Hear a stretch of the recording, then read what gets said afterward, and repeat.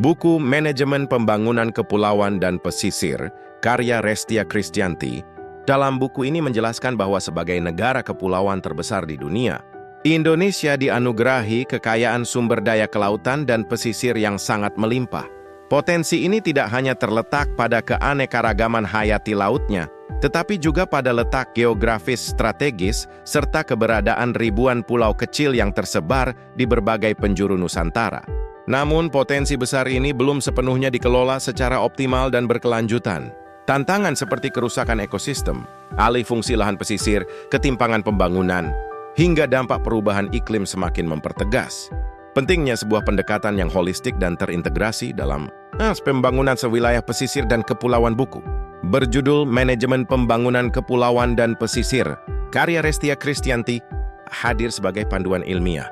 Buku ini secara komprehensif mengupas berbagai aspek penting dalam pengelolaan wilayah pesisir dan pulau-pulau kecil, mulai dari dasar hukum, prinsip-prinsip pengelolaan terpadu, hingga isu-isu kontemporer yang krusial.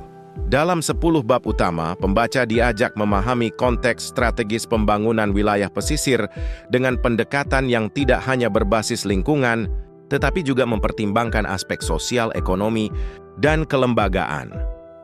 Salah satu keunggulan buku ini terletak pada kedalamannya dalam membahas konsep pengelolaan berbasis ekosistem. Penulis menekankan pentingnya sinergi antara pelestarian lingkungan dengan pemberdayaan masyarakat pesisir sebagai aktor utama dalam pengelolaan sumber daya. Strategi pembangunan yang ditawarkan tidak hanya bersifat top-down, melainkan juga mendorong partisipasi aktif masyarakat lokal sebagai subjek pembangunan. Hal ini menjadi sangat relevan mengingat keberhasilan pengelolaan wilayah pesisir sangat bergantung pada keterlibatan masyarakat dan adaptasi terhadap kondisi lokal yang beragam. Buku ini juga memberikan perhatian khusus terhadap tantangan besar abad ini, yaitu perubahan iklim. Dampaknya terhadap wilayah pesisir, seperti naiknya permukaan air laut, abrasi, dan cuaca ekstrem, membutuhkan langkah adaptif yang terencana. Penulis juga membahas pentingnya inovasi dalam pengembangan ekonomi kelautan, termasuk penguatan sektor perikanan, pariwisata bahari, dan industri maritim. Dengan pendekatan pembangunan berkelanjutan, buku ini berupaya menjembatani kepentingan pelestarian lingkungan dan peningkatan kesejahteraan masyarakat. Pesisir buku ini menjadi referensi yang sangat penting bagi siapa saja yang memiliki kepedulian terhadap masa depan wilayah pesisir dan kepulauan Indonesia.